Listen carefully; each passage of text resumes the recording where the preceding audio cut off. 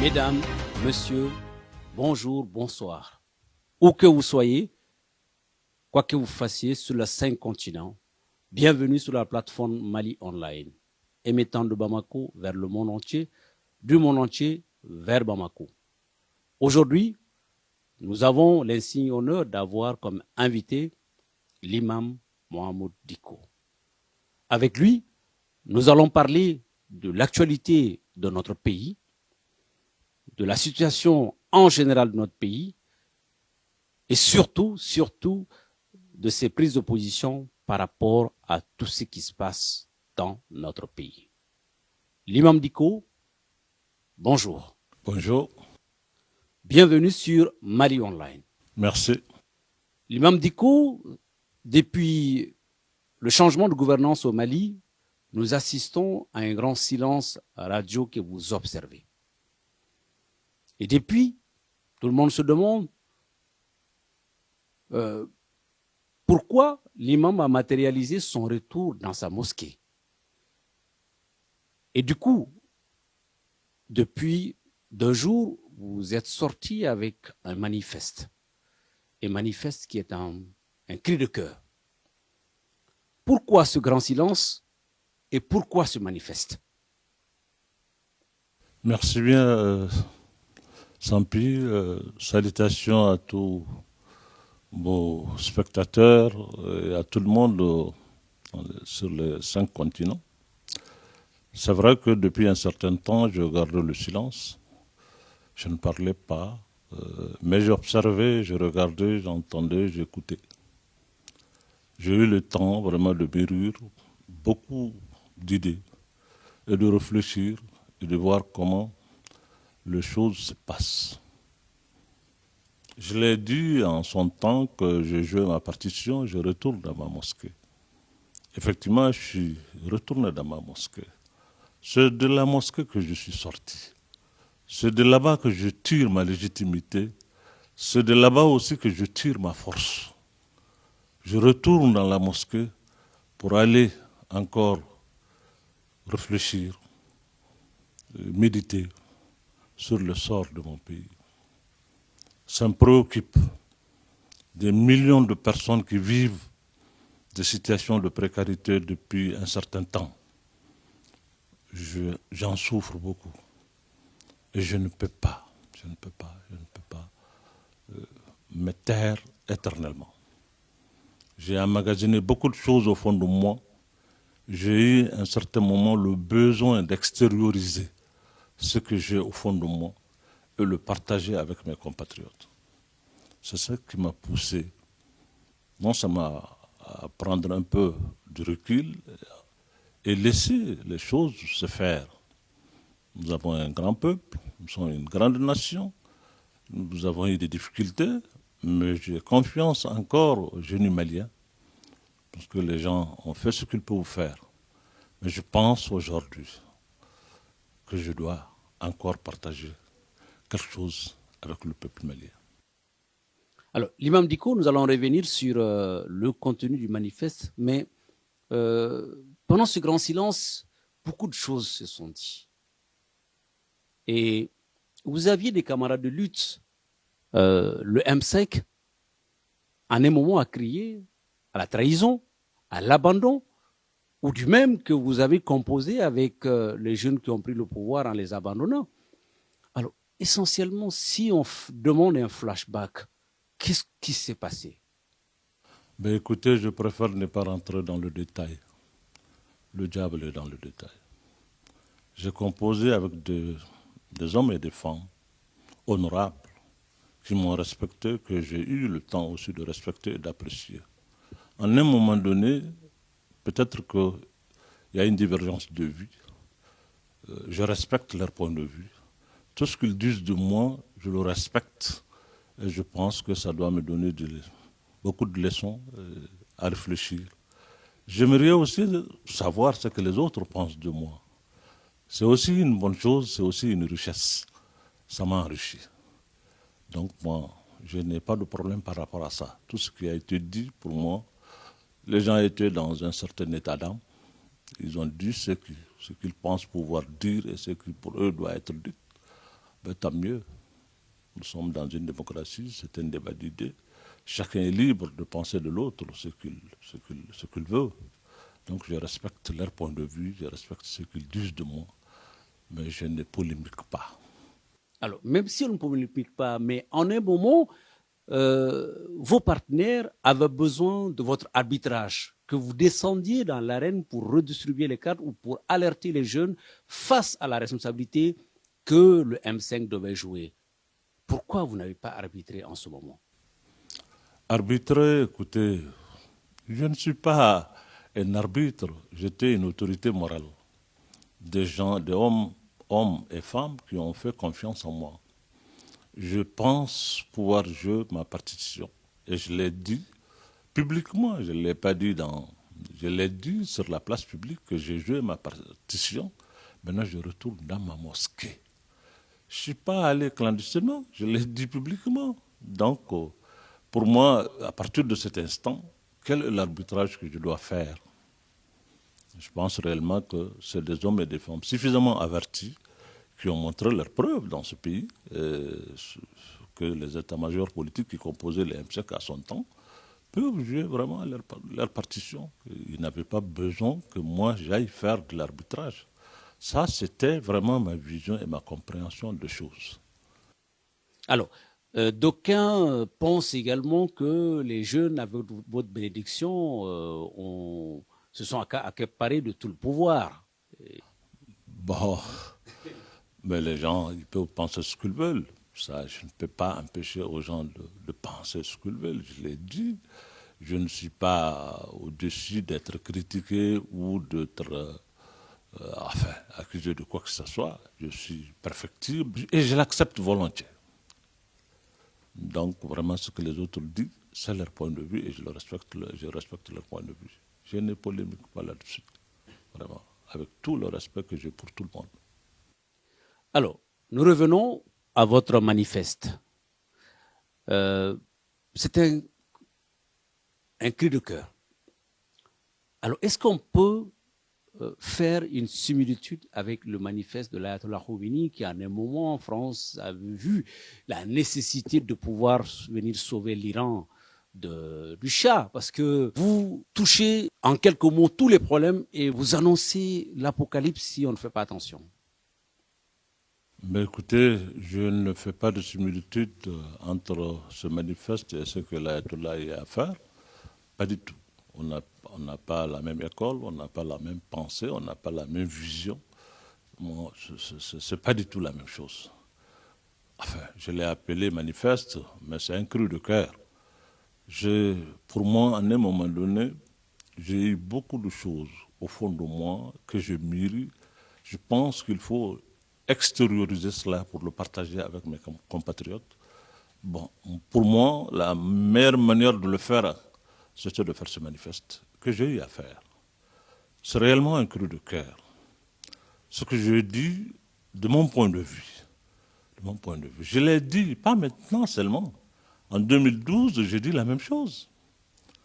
En 2012, je me suis levé, moi, pour aller voir l'archevêque de Bamako, qui est encore vivant, qui est le cardinal actuel, pour le lui dire. Je dis, je sens quelque chose venir. J'ai l'impression que si on ne se met pas ensemble, le pays va sombrer. Il vit encore. À l'époque, je rencontrais le secrétaire général de l'UNTM, paix à son âme, qui était Chaka Diakité, pour le lui dire. Il dit, attention, il faut que le pays se mette ensemble. J'ai organisé une rencontre des forces vives de la nation. Résolution est sortie de cela que j'ai remis à l'époque au chef de l'État, paix à son âme, pour dire qu'il faut faire attention. Il faut faire attention.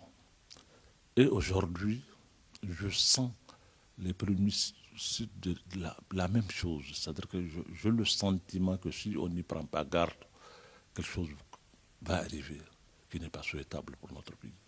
Alors, Imam Dicko, on va en revenir sur le contenu du manifeste, mais vous avez glissé sur ma langue concernant les régimes qui tombent. Certains observateurs vous voient derrière chaque régime qui tombe depuis 20 ans. Vous faites et vous défaites les chefs d'État. Qu'en est-il? Je ne suis pas derrière les régimes qui tombent. Je ne peux pas faire un chef d'État, je ne peux pas défaire un chef d'État. Je n'ai pas de groupe armé, je n'ai pas de sécurité d'État, je n'ai absolument rien d'autre que quelqu'un qui peut faire tomber un régime. Je n'en ai pas, je n'ai pas la prétention, moi, de faire tomber un régime ou de faire un régime. Je suis un serviteur de Dieu. Je n'ai pas cette capacité. Il y a des choses qui me viennent que je fais sortir et je partage avec mes compatriotes. Il arrive souvent que je fasse des alertes et que les situations comme ça viennent à des moments.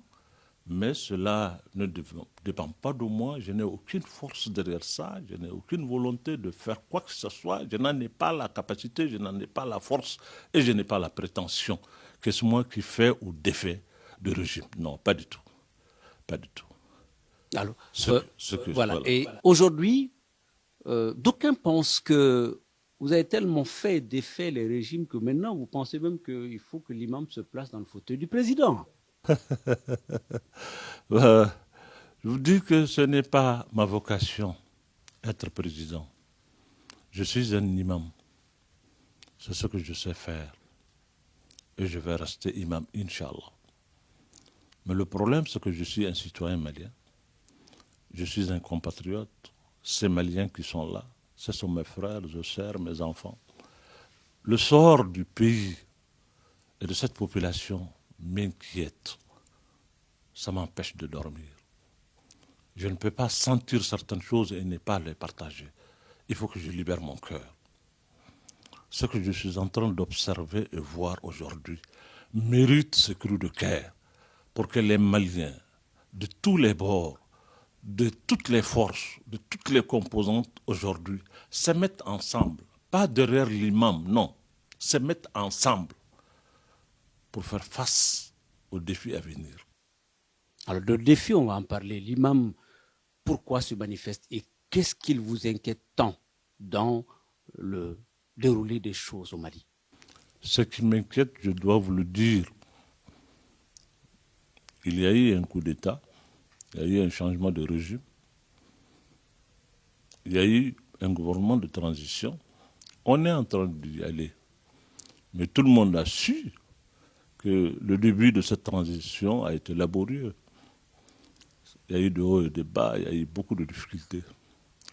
Encore, il y a beaucoup de difficultés. Ce changement de régime devrait nous permettre vraiment de nous réconcilier, de réconcilier l'armée à son peuple. Et ce travail-là n'a pas été fait. Il y a encore de méfiance, beaucoup de méfiance entre cette armée et une grande partie de la classe politique. Il faut nécessairement restaurer la confiance entre cette armée et le reste du peuple. Mais cette méfiance est due à quoi, Imam Dicko? Ben écoutez, c'est des incompréhensions. La situation est venue.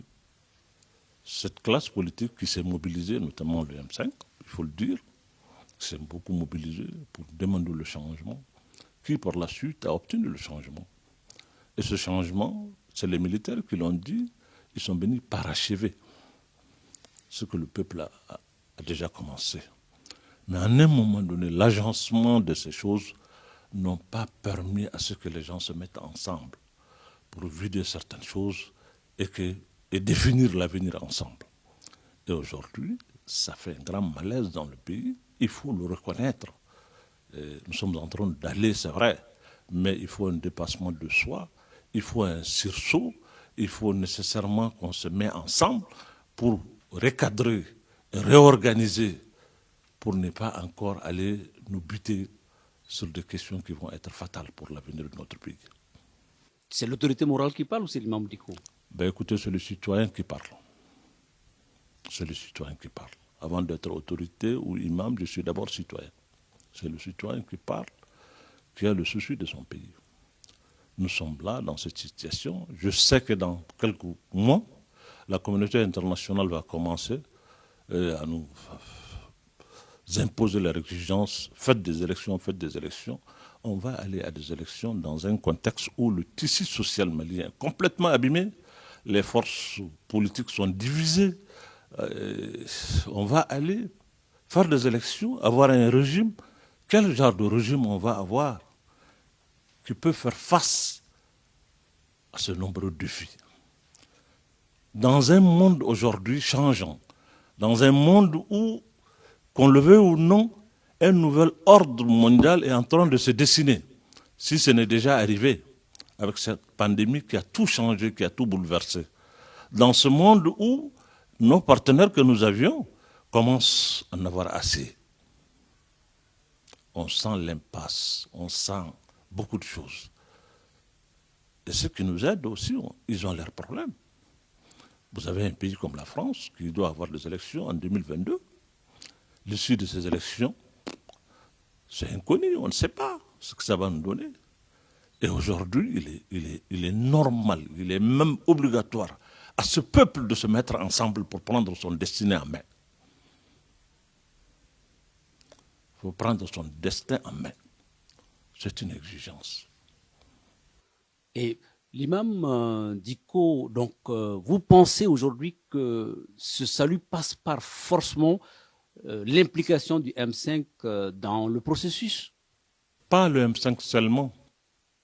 Moi, j'en appelle à tout le monde. Le M5 à lui seul ne peut pas. L'armée à elle seule ne peut pas. Aucun regroupement à lui seul ne peut pas. La situation du Mali exige aujourd'hui que toutes les bonnes volontés, toutes les forces patriotiques du pays se mettent ensemble. C'est pour cela que je parle de pacte républicain. Il faut qu'on se mette ensemble et mettre le Mali au centre pour voir qu'est-ce qu'il faut faire pour sortir de cette situation. Alors comment cela est-il possible? Êtes-vous prêt cette fois-ci encore à reprendre votre bâton de pèlerin? Pour alerter, pour parler, pas pour réunir les gens autour de l'imam, que les gens me suivent, non. C'est pour alerter, c'est pour parler, c'est pour demander.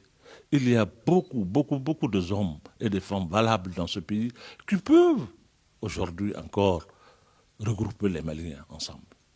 Il y a de grandes figures, il y a de grandes intelligences dans notre pays. Nous sommes une grande nation. Le Mali n'est pas si pauvre que ça en intelligence qu'on ne peut pas vraiment, qu'il n'y a pas des hommes capables de réfléchir et remettre les gens ensemble pour faire face à ces défis à venir. Alors dans ce regroupement, faudrait-il aller dans l'extrême en faisant une main tendue à Amadou Koufa, à Yagagali, à d'autres qui sont dans le maquis? Ben écoutez, les gens se focalisent toujours sur ces deux personnes. Mais ils sont deux parmi 20 millions de Maliens. Il faut nécessairement aujourd'hui qu'on y réfléchisse pour trouver une solution. Solution, parler avec d'abord entre nous. Vous avez les Dogons et le Peul qui sont ensemble là-bas. Ça, c'est pas Amadou Koufa, c'est pas Iyad, c'est entre nous, population. Il faut nécessairement. Il y a des hommes et des femmes capables aujourd'hui de faire entendre leur voix pour que nous puissions vraiment trouver de la calmie et qu'on puisse se parler. Des millénaires, nous avons vécu ensemble. Nous nous sommes mariés ensemble. On a vécu ensemble. On a tout partagé. Il n'y a pas de raison aujourd'hui que nous ne puissions pas nous parler. Ce n'est pas possible. On peut se parler sans même parler à ces gens-là. Mais si la nécessité de parler à ces gens-là s'impose, pourquoi ne pas le faire pour obtenir la paix dans notre pays? Qu'est-ce qui est au-dessus de nous? Quel est le sacrifice qu'on ne peut pas consentir pour sauver le Mali d'une guerre infinie? Pourquoi accepte-t-on qu'on nous impose une guerre sans fin? Non, on n'a pas besoin d'une guerre sans fin. Nous avons besoin de trêve, nous avons besoin de nous parler, nous avons besoin de nous rencontrer. Nos populations sont fatiguées. Je l'ai dit, c'est des milliers de villages qui n'ont pas d'école, qui n'ont pas de centre de santé, qui n'ont pas de point d'eau. Ils sont là, ils sont nombreux. Nous sommes à Bamako, on n'a pas ce problème, mais le problème ailleurs, si vous sortez de Bamako, vous avez 80% de notre territoire aujourd'hui qui n'est pas sous contrôle de l'État malien. Alors tout ça va se faire dans quel temps, dans quel chronogramme? Parce que la transition n'a que 18 mois, donc il va falloir allonger la transition. Écoutez, la transition à elle seule ne peut pas tout faire, mais la transition peut vraiment mettre les jalons d'une réconciliation, les jalons d'une situation qui permette à ces populations de se parler entre elles. Ça, la transition peut faire ça. On ne demande pas à la transition de refaire le Mali pour en faire je ne sais quoi, mais non. Mais la transition a cette capacité aujourd'hui d'être humble, de tendre la main à tous les enfants de ce pays et à accepter de parler avec tout le monde aujourd'hui, à créer les conditions pour que les Maliens se parlent. Alors, l'imam Diko, un des couloirs de parole demeure les accords d'Alger, l'accord de paix. On est en train de mettre un coup d'accélérateur. Êtes-vous pour ou contre ce coup d'accélérateur? Ben écoutez, moi, je ne suis jamais contre un accord. Je suis contre le désaccord. Mais l'accord, je suis toujours. Mais tous les accords peuvent être améliorés, peuvent être, je sais pas, nous sommes des hommes intelligents. Les accords qui nous permettent vraiment de vivre ensemble, de restaurer le vivre ensemble d'antan qui est toujours entre ces Maliens-là, pourquoi ne pas l'accepter? Je ne peux pas dire que je suis contre un accord. Non, je suis contre le désaccord. Mais l'accord, je suis avec l'accord. Mais l'accord peut être amélioré, l'accord peut être revisité, et beaucoup de choses peuvent être faites. C'est l'œuvre des hommes.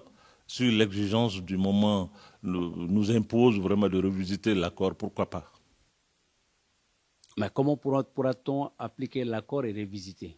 Ben écoutez, on applique ce qu'on peut appliquer aujourd'hui. S'il y a des problèmes ou des difficultés à mettre en accord certaines choses, en œuvre certaines choses, on peut le revisiter pour faciliter leur mise en œuvre. Pourquoi pas? C'est une œuvre humaine. Alors, Imam Diko, nous allons revenir un tout petit peu en arrière, revoir un peu un mouvement qui se revendiquait de vous, ou un mouvement qui se revendique de vous, c'est le mouvement des sympathisants de l'imam Diko qui est dans la tourmente actuelle. Vous aviez un président qui est décrié, même suspendu. Tout le monde veut savoir un peu la lecture de l'imam par rapport à cette situation. Ben écoutez, vous n'allez pas me faire parler de cela parce que je ne pense pas que ça soit le lieu ou le moment.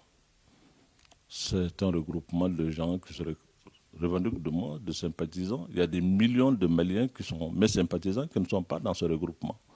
Donc, c'est des hommes et des femmes intelligents. Il y a eu un moment de divergence entre eux.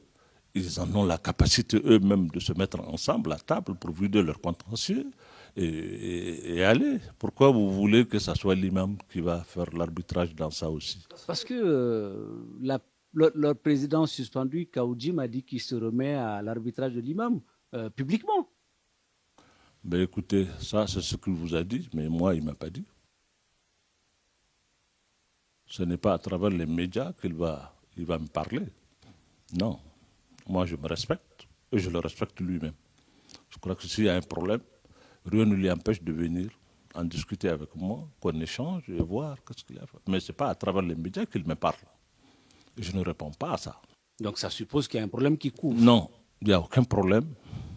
Il me doit ça, le respect, pour beaucoup de raisons. Donc ce n'est pas à travers les médias qu'il me parle, non. Vous jugez qu'il ne vous a pas respecté en s'adressant... Non, non, je ne rentre pas dans ce détail. S'il me respecte ou ne me respecte pas, ça c'est un problème interne. Nous allons le dire ailleurs que sur les plateaux ou sur les médias. Non.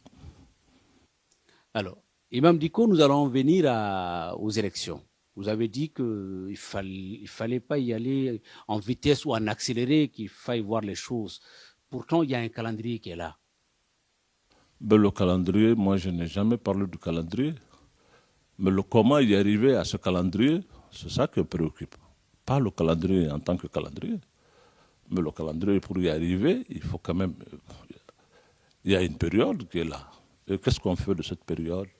Comment est-ce qu'on prépare les élections pour y arriver à ce calendrier? Et tout le problème est là. Ce n'est pas le calendrier qui est mis en cause. Imam Diko, on vous a vu faire un voyage officiel en Arabie Saoudite sur l'invitation des autorités saoudiennes. Qu'en est-il? Il y a beaucoup d'encre qui se verse autour de ce voyage. On ne peut pas empêcher aux gens de commenter, de verser d'encre. Ça, ils sont libres vraiment de penser comme ils veulent. Moi, j'ai été invité par la Ligue mondiale islamique. Il faut faire la part des choses. Je suis invité par la Ligue mondiale islamique, pas par les autorités saoudiennes. Je suis invité par la Ligue mondiale islamique. C'est le secrétaire général de la Ligue qui m'a adressé une invitation. En tant qu'autorité religieuse, je suis allé répondre. Et j'ai rencontré les autorités religieuses là-bas. Donc, maintenant, le commentaire et ce que les gens fassent de ça, je n'y peux rien. Il n'y a pas autre chose, il n'y a pas un mystère dans cette affaire-là. Ça se fait, ça a été fait comme ça se fait de tout le temps. Qu'est-ce qu'il y a eu dans ce voyage qui a amené tant de commentaires, je n'en sais rien. On parle de distinction. Oui, mais distinction, ça, c'est la Ligue mondiale islamique qui a jugé nécessaire de me faire l'honneur et d'honorer mon pays à travers ma modeste personne. Et ce que vraiment je suis très heureux que mon pays soit honoré à travers ma modeste personne. Je suis très heureux et je félicite tous les Maliens parce que sans leur soutien, je ne suis rien pour que je sois indexé à travers le monde. Donc le mérite revient au peuple malien. Et c'est à eux que ce trophée est dédié. Imam Dicko, ça se dit dans les couloirs, ça se dit sous les tables, ça se dit dans l'ombre que l'imam aime l'argent. Et quel est votre rapport avec l'argent? Ben écoutez, qui est venu me donner de l'argent pour me tester? J'aime l'argent, je n'aime pas l'argent. Vous savez, je l'ai dit, je n'aime pas parler comme ça. Ça me met un peu mal à l'aise. Si j'aime l'argent, j'allais me taire. Je ne dirais rien. J'allais avoir tout ce que je voulais et puis ça, c'est fini. Va aller vérifier dans toutes les banques de la place si tu as un compte bancaire de l'imam. Ça n'existe pas au Mali, ça n'existe pas ailleurs. Moi, je ne suis pas quelqu'un qui est porté sur ces choses-là. Mais mes détracteurs peuvent dire ce qu'ils veulent. Moi, je suis assis ici, que quelqu'un fasse sortir une lettre ou un truc que je lui ai envoyé pour lui demander de l'argent. Mais je suis un marabout, je suis un imam, je suis assis. Si quelqu'un vient me donner quelque chose que je n'ai pas demandé, je prends, je le partage entre moi et les autres. Bah, sinon le reste, je crois que ça, je n'ai pas de commentaire à faire. Si vous avez trouvé quelqu'un qui n'aime pas l'argent, il faut me le dire. Moi, aimer l'argent, ça veut dire quoi? Je ne sais pas. Si c'est partager l'argent avec tout le monde qui aimait l'argent, ou bien trésorier l'argent pour en faire je ne sais quoi, c'est ceux qui aimaient l'argent. Je n'en sais rien. C'est les autres qui savent. Moi, je ne sais pas. Je m'en voudrais de partir avant de poser cette question. On trouve que vous êtes beaucoup plus complaisant avec la France actuellement, que vous avez l'esprit beaucoup plus tolérant par rapport aux partenaires qui viennent ici et qui sont à l'impasse. Ben écoutez, je ne suis tolérant ou intolérant avec personne, mais je suis réaliste. Nous sommes un pays aujourd'hui qui traverse une situation difficile.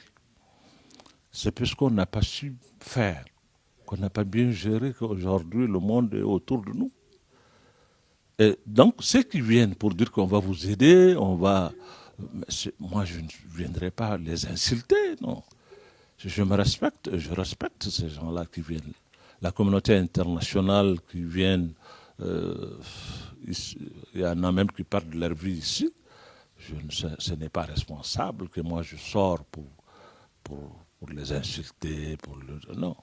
Et si je ne suis pas d'accord avec une approche ou une manière de faire, ben je le dis de manière responsable, mais je pense réellement qu'aujourd'hui, ils méritent aussi qu'on leur reconnaisse ce qu'ils ont fait pour nous. Le Mali a traversé une situation très difficile et est en train de traverser encore une situation difficile. C'est ce qui m'a motivé d'ailleurs à faire ce manifeste, à dire que quoi que les gens fassent pour nous, qu'ils viennent nous aider, qu'ils viennent nous assister, si nous-mêmes on ne se met pas ensemble pour prendre notre destin en main, ça serait difficile et ce serait vain. Je ne suis pas complaisant avec la France ou avec quelqu'un d'autre. Non, je suis seulement compréhensif. Et je sais aujourd'hui que nous sommes dans un monde interdépendant et que nous avons besoin de l'assistance des gens aujourd'hui pour des raisons qui sont là. Et je ne peux pas faire comme si tout ce qui s'est fait, ce n'est rien. Je ne peux pas le faire. La France nous a assistés à un moment donné. Tout le peuple malien est sorti pour acclamer la France, pour dire que n'eût été leur intervention, que le pays allait être ceci, allait être cela. Bon, je suis conscient de cela. Et le lendemain que moi je sors pour dire non, c'est la France qui est coupable de tous les maux. Non, je pense réellement que nous avons aussi notre part de responsabilité dans ce qui s'est passé dans notre pays. Il faut qu'on ait le courage de nous assumer, faire notre mea culpa et se mettre ensemble pour chercher la voie à suivre. Alors, parlant de voie à suivre, Imam Dicko, si aujourd'hui on vous demande, en tant qu'alerteur, de donner une piste de sortie en tant que citoyen, en tant qu'imam et en tant qu'autorité morale d'une période bien déterminée, qu'est-ce que vous pouvez dire aux Maliens? Ben écoutez, c'est cette piste-là que je viens de montrer, c'est de se mettre ensemble. Moi seul, je ne suis pas capable de donner aux Maliens une piste. La piste, c'est d'abord se mettre ensemble. Ensemble, je sais que les Maliens trouveront le chemin. Mais je n'ai pas la prétention de dire que c'est moi qui détiens la solution. Je vais dire aux autres Maliens, venez, je vais vous montrer la solution. Non. J'invite les Maliens à se mettre ensemble. Et c'est ensemble que nous allons trouver la solution. Imam Dicko, aujourd'hui, vous êtes devant tous les mouvements qui font tomber les chefs d'État, vous avez fait un manifeste. Aujourd'hui, est-ce qu'on ne peut pas dire que vous avez des ambitions présidentielles? Ben écoutez, moi je l'ai dit et je le redis au peuple malien. Je n'ai aucune ambition présidentielle. Et je ne suis pas faiseur de roi, comme d'aucuns le prétendent. Le roi, c'est Dieu qui le fait. Personne ne fait le roi, c'est Dieu qui le fait. Je n'ai pas d'ambition, je ne suis pas faiseur de roi. Je le dis et je le redis. Je suis un citoyen malien. Je vis une situation aujourd'hui qui m'inquiète. Et ce que j'ai au fond de moi, je l'ai extériorisé pour le partager avec le maximum de Maliens. Pour que les gens se mettent ensemble. Parce que c'est ensemble seulement qu'on peut trouver la solution. C'est ensemble seulement qu'on peut relever le défi. Imam Dicko, le mot de la fin. Le mot de la fin, c'est vous remercier tout le monde, prier encore Allah subhanahu wa ta'ala qu'il assiste le Mali pour que nous puissions vraiment sortir de cette situation. Ce qui m'inquiète, je l'ai dit, je prie Allah que ce qui me fait peur ne puisse pas arriver à notre pays. Inch'Allah. Nous vous remercions, Imam Dicko, d'avoir bien voulu répondre aux questions de la plateforme Mali Online pour éclairer les Maliens et les peuples du monde sur votre avis sur l'actualité malienne de ce jour. Merci beaucoup de vous être pressé à ces questions à bâton rompu. Mesdames, Messieurs, nous vous remercions d'avoir été attentifs à ce débat à bâton rompu avec l'imam Dicko. Et à la prochaine, Inch'Allah, sur la plateforme Mali Online, qui émet du Mali vers l'étranger et de l'étranger vers le Mali. Mesdames, Messieurs, merci une fois de plus pour votre patiente écoute et regard. À la prochaine, Inch'Allah.